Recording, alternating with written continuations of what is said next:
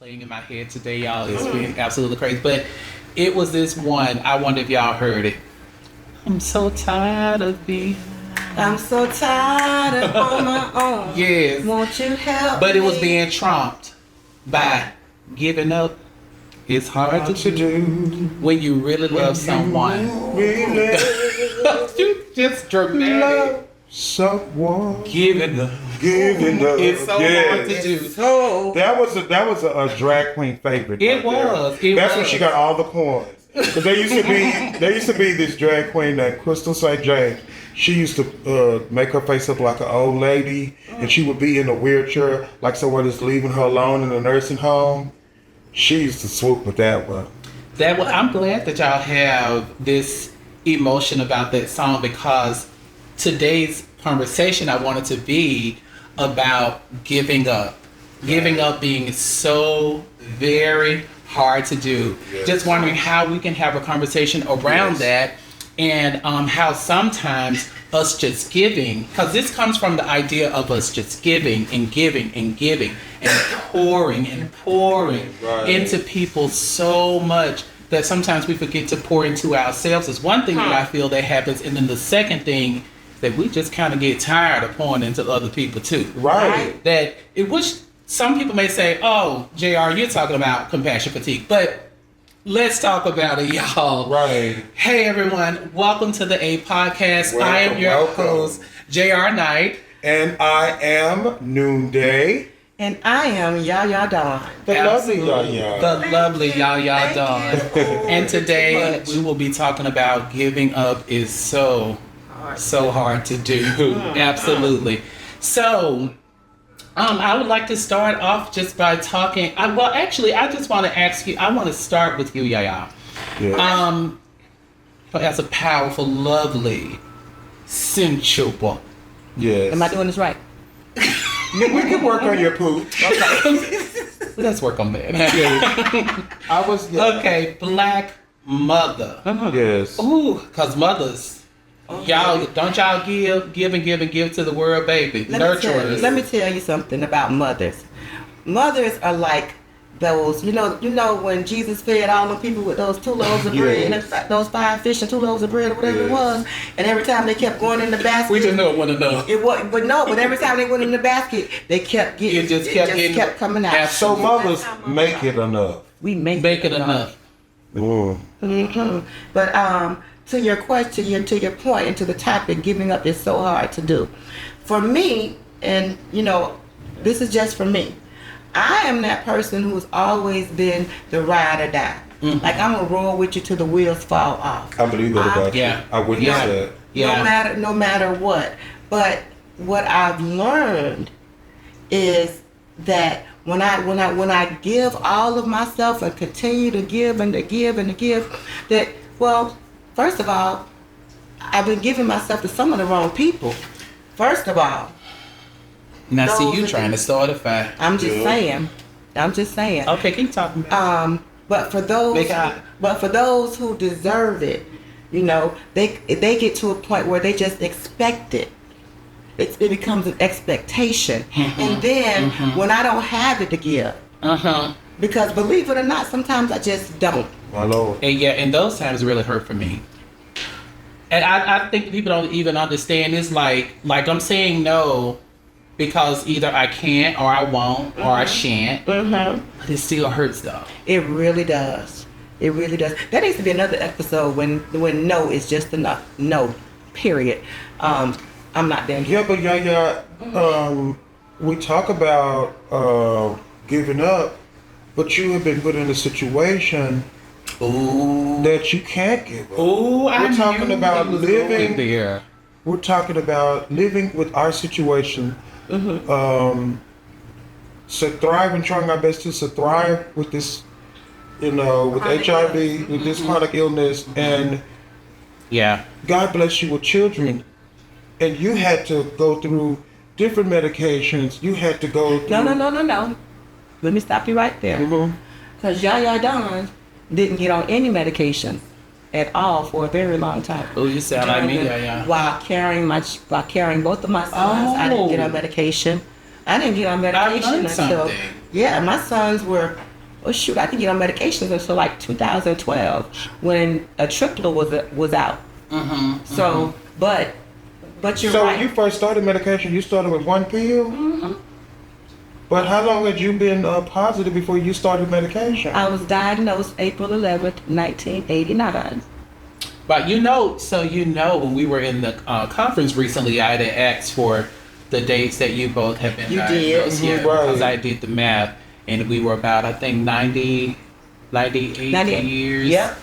of lived experience from the three of Lived us. experience. Yeah, so to your point, I mean, giving up is hard to do, except that we don't. We can't. We can't in this circumstance. Right, We that's can't. what I was saying, that We you could not give up. Yeah. You had to give more and more of yourself all while. I'm telling you, I was Well, there. man, the That basket, possibilities. you keep going in there. They kept going in there and pulling out fish and pulling out bread. Well, I keep going to my basket and I pull out strength and I pull out compassion and I pull out joy and I pull out love. Wow. It just keeps coming. And But- you keep pulling. and I keep pulling. And that's a workout. And I'm sure at the end you be Whew. Fatigued. Very much so. tired, wore out. That's what we call And it. then, but Wore out. what? Wore out. But then guess what? What? People still want you to go and reach and pull out Yep. trust, Money. pull out money, pull out time, pull out. It's like, kids, I am exhausted. Well, let me tell you something. Let me tell you something, Jr. I'm blessed because I educated my kids when they were like in elementary school. You know, they I remember. I think I had cut myself or something. Maybe it was after a fight with their daddy. I don't know. And they went to their first instinct was to come and manage the boo boo. And I was like, hold on. You can't manage this boo boo, and this is why. And so I educated my sons at such an early age. So they became, in a sense, like at their young ages, my protectors. They wanted to ensure that nothing happened to me. So, but now do they expect a lot of me? Heck yeah. They still do. Yeah. You know, they didn't understand that sometimes my body was just tired. I couldn't Yeah. participate in some Right. things. I was tired. I was literally tired. Right. But yeah, my sons understood that. I'm glad you had the knowledge to explain that to them.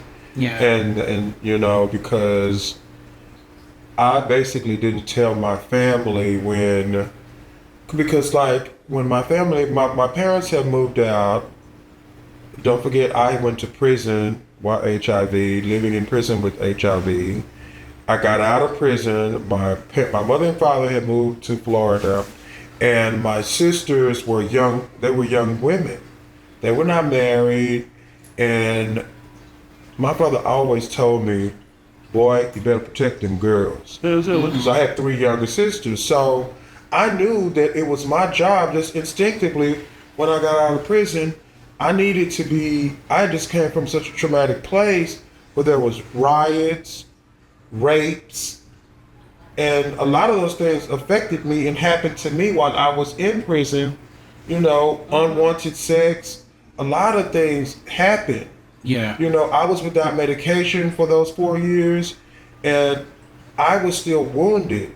You came out fatigued. I came out fatigued. And probably wondering, where's the compassion for me? Where's the compassion for me? But then I knew instinctively that I had to take care of my sisters. I knew Yeah. that they needed love. Yeah. So they needed some guidance. My So did parents, you. you know, so there I go, Yeah. playing Big Brother. And now, before I went to prison, I had 3 sisters. Before I went to prison, I had 1 sister with 1 child. I went to prison for 4 years. I come back out. The sister that had 1 kid, she now had 5 kids. She had a set of twins and 2 more other kids, you know, including the 1. Then I had another sister, she had 2, and another sister, she had 1. So here I am, we go away, we're young people. I was 24. So when I come back, all of these babies don't know who I am. So I have to invert myself into their lives, interject myself into their lives. And I'm constantly giving, like, okay, I have to take this sister because you know how the black men are. Yeah. They'll desert a woman. So I'm feeling like, We the ones. you know, We the ones. ain't nothing like a gay uncle. Do you hear I'm me? trying I to have tell you. people. Do you hear me? Shouts out We to the Uncle ones. Boo. I am known in this community as Uncle Nunu before I'm even known by my real name. I'm Uncle Nunu, period. Yeah. So I have always I got that uncle spirit because I've just always been an uncle. Mm-hmm. You know, so here I am pouring into my sister's lives, pouring into their lives, trying to keep up with this thing called HIV, you know, trying to manage it, trying to help her manage and help her manage and help her manage. And it was exhausting. At what point did you, so let me ask you this, Noonday. At what point did you come to a point where it was like you just had to get focused on you? Yeah. It was a terrible incident that made me do that. I had gotten sick. I had gotten real sick, and my sister, because I tried to keep it from my sisters, and my sisters didn't know anything about the disease. And I don't do this to badmouth my sister. One of my sisters is like, I think I was actually homeless at that time, and I had to go and live with one of my sisters, and she had got the word that I was HIV, and my sister was like, I heard you had HIV, and I was like, you know, I told her yes, and she was like, well, you can't sleep in on my sofa, and you can't sleep in my kid's bed. And I'm like, you have linoleum floors, where am I gonna sleep? You know, I give you money to stay here, I help you with your kids, you know, I haven't had a chance to get myself together since I've been out of prison, dealing with HIV, parole, trying to find my way in this new life and everything. Yeah. And she was like, well, I don't know. I don't want you to sleep in my kid's bed. I don't want you to sleep on my sofa. And so there I was on the linoleum floor with the sheet, and I was freezing, and I was very sick at the moment. So, and I'm trying to pour into this life. It is not even my life. I'm not taking care of myself. I'm taking care of my sister, and I'm helping her. And I just did not know how to stop. Even with the ill treatment, I didn't know how to stop pouring into my sister's life. It's just something that my dad told me that I always had to do, that I always had to take care of my sisters. And it had to stop there. Yeah. And I was like, yeah, no, you have to take care of yourself. And I knew at that point that I had to let go, and I had to grab a hold of myself, you know. So I think that's when I learned that I need to take care of myself, because I'm no good if I die, you know. That part. I'm no good to nobody, you That know. part. I can't be an uncle if I'm dead. I can't be a big brother if I'm dead. Yeah.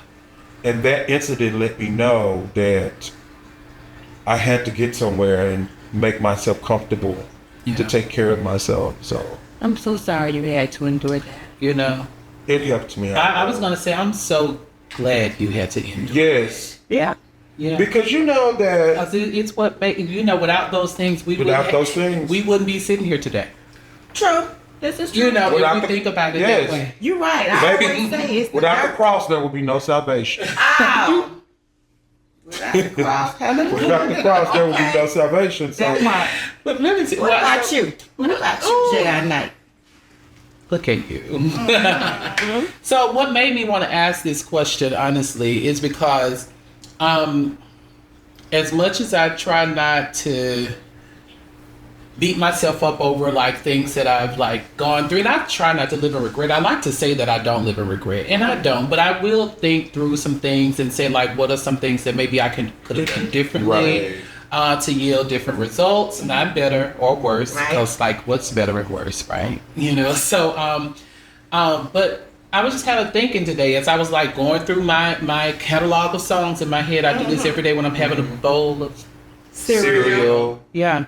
And so I was just thinking like how I've always had to be in my life and still to this day present, awake, alert, functional Yes. for every single person that I have come in contact with. Yes. And just pouring out over and over continuously from practically empty cup. I will say that I have offered to people something from a place where I felt like I was completely empty. And I can imagine you both have, if you think about it, found yourself saying, how was I able to do something? How was I able to help this person? I was completely void, you know?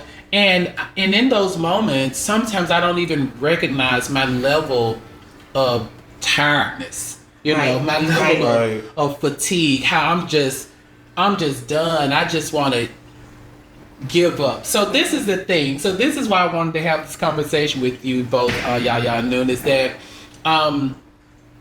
there have been moments where like I just want to give up, you know. And we can all just kind of like use our imaginations on what that looks like, because giving up looks different for everybody. And for me, no matter what it is, it's suicide in some way. Like it's career suicide, it's relationship suicide. It's like it's suicide in some form or fashion. So I've had situations where I just really wanted to give up, and I know I'm not the only one. I know we have some viewers here that I wanted to give up, and I want to say to those of you who are within the sound of my voice and all the things that are falling in the background, if you were able to hear that being picked up on the mic, is that if you ever wanted to give up, think different. Think different. It's worth it. Because there is a place for you that is going to offer some peace and some resolve and some joy. I love how you deflect, JR. I really love how you deflect. You know, because we were talking that's about what you. life is. We You were talking know, about you. That's what compassion does. We'll give them some resources at the end of this podcast. But right now, let's get back to It's you. about me. Yes. I'm gonna share this with you, Yaya. As much as I would like for it to be true, this life is not mine. That's God. At the end of the day, we were put here. It's not mine. And I'm trying not to get emotional about it. It's okay. It's okay. You can. Kumbaya. But it's not. Oftentimes I do feel like it is not mine. Like I'm just here for other people, and so I'm just like pushing through it, you know, and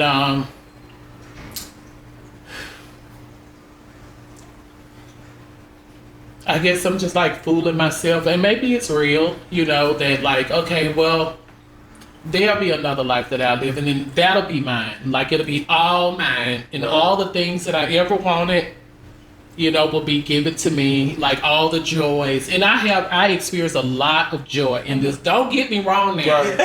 Okay, don't play with me. Okay. I experience a lot of joy in this life, a lot of joy, and a lot of happiness. But then I still feel like this life is not my own, because I'm always being called to just pour and pour and pour, and it is so exhausting. And when I want to give up, and where you say I was deflecting, and I was, I must say, but I felt that it was important to, in that moment, just kind of let all of you know to just think differently, because sometimes when we want to give up, and what really we may be experiencing is that we have drifted from our central purpose. Go ahead now, preach. And that just gave me shivers all over again. Like we might have just drifted from our central purpose. And oftentimes we know what our purpose is. And for those of us who are well aware of what our purpose is, we, you know, maybe this is an opportunity where we are experienced just being tired of being tired. That we not let that be a moment of surrenderance, but a moment where we reflect and we quickly pivot to say, central purpose here. Right. Me here. How do I get back on track? Good. And we've all done it. Yeah. So let's talk about it. Share quickly. How do we get back? Let's let the people know how we got back on track. I can start that by saying, like, remember just a while ago I spoke about the incident, and when I found out, when I told myself, is that I have to take care of myself. That I had to pour into myself in order to, because you lose purpose. When you lose purpose, you lose yourself. If you are part of the purpose and you disconnect from yourself, because it's all coming through me. If I'm over here doing this and I'm doing this and I'm doing this and I'm not taking care of myself like I wasn't, and let's just give it some, HIV needs some attention. It needs some self-care. It demands it. It demands it. We have numbers that we have to maintain. We have to stay undetectable. We have to stay undetectable. And for we us have and others. Yes, for us and others. You know, my undetectableness and my healthiness through HIV is not just mine. You know, I stay undetectable for my community. I stay undetectable for my community. For my community. You know, I it's stay not undetectable for my community. Yes, and that's important. So during that time, you know, I had to just stop. I had to stay calm. I had to find me a beautiful place to stay, to live, and to thrive. Because you deserve that. Yes, and I deserve that. And then, you know, that's when I became stable-minded. When I became stable, when I was, and I could jump back in the game with my sisters. And right now, I have so many nieces and nephews that respect and love me to the bone. I have nieces and nephews in this community that love me. Yeah. They just do, you know? Yeah. Because Sisters because I had to take care of myself. Yeah. And that's why I got connected back again, when I started taking care of myself and loving myself. Yeah. Basically. So for me, JR, when you were talking about, you know, you were giving the people the word, encouraging them.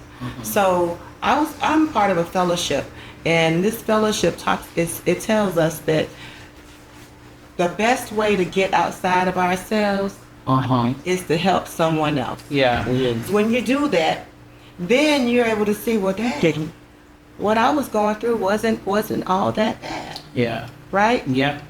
Also, you were saying, there was something else that you said, and it just hit me.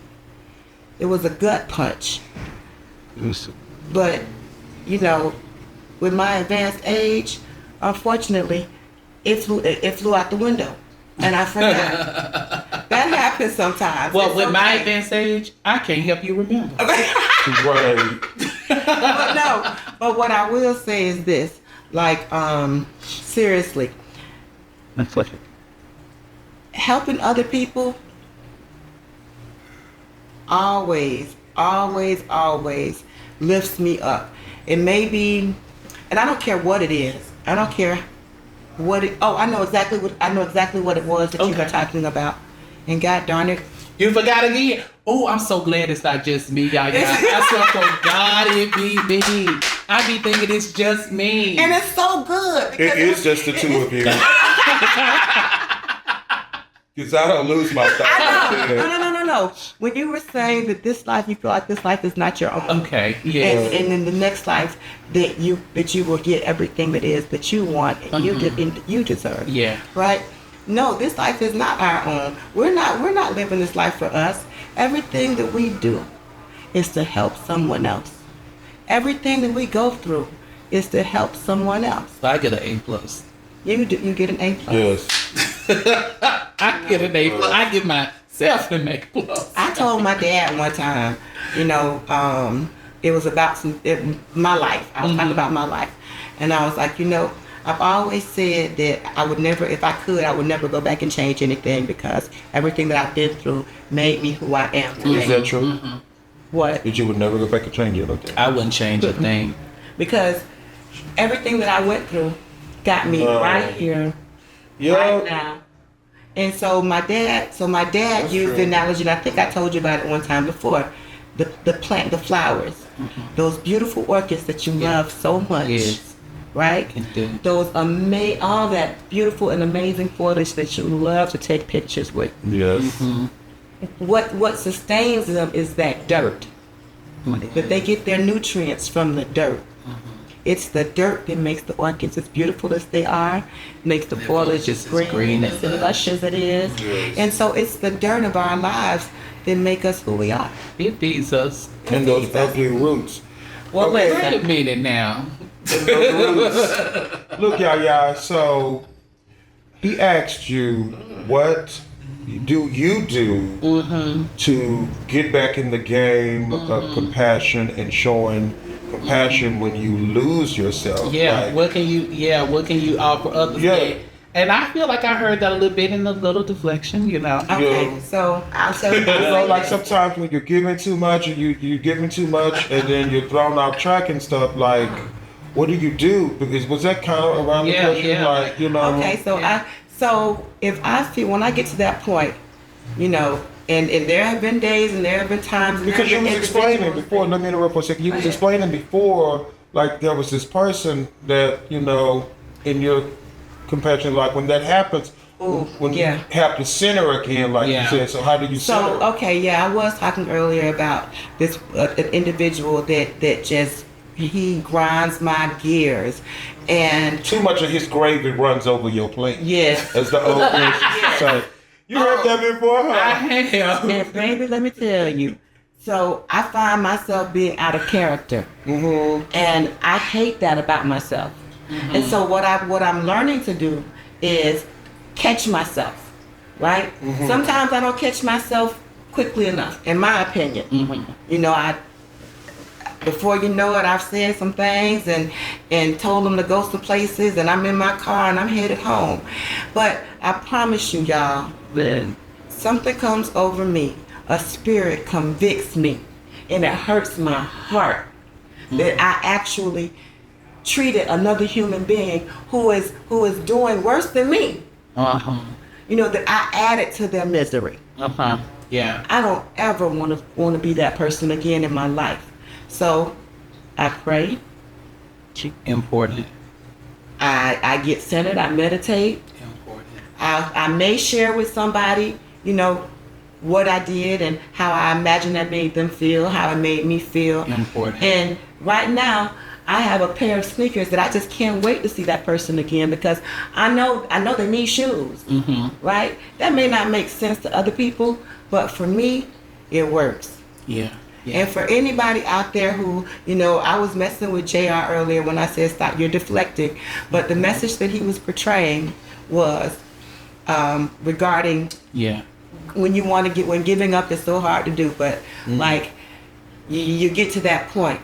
Yeah. Listen, we have, as in our community, we have been told that, we don't seek out mental health counselors or therapists of that nature. Bull crap. We do. Yes. If you feel that you're at the end of your rope, at the end of your wits, and you're ready to give up, listen, you can contact Abounding Prosperity at 214-421-4802.